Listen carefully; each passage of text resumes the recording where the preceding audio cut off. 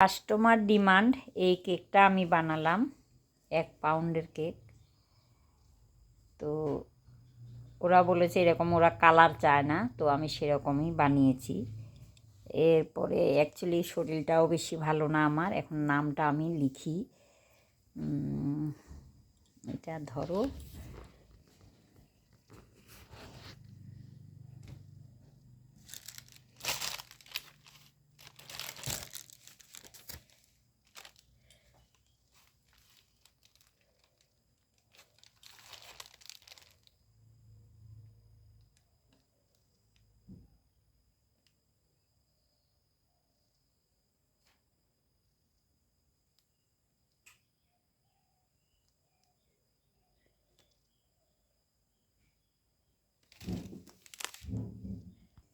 এই যে দেখো নামটা অনেক বড়, নামটা আমি লিখলাম।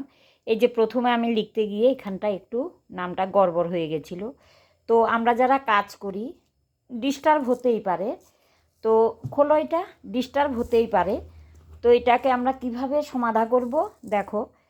আর ওরা পুরো চকলেট চেয়েছে, তো আমি কি করব, এখানটা এটা দিয়ে আস্তে আস্তে করে এটাকে মেকআপ করে দিই যাতে না বোঝা যায়। কাজ করার সময় ডিস্টার্ব হতেই পারে, তাই না? তো আমি এটাকে আরেকটু মেকআপ করব। তার আগে আমি, ওনারা চেরি চেয়েছেন, তো আমি একটা একটা করে চেরি এতে বসিয়ে দিচ্ছি।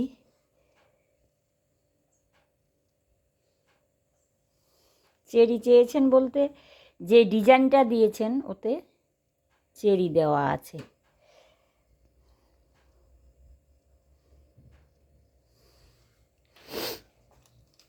দেখো এবার আমি তাহলে এগুলো আমি ঠিক করি, এখন কমপ্লিট লুকটা দেখায়।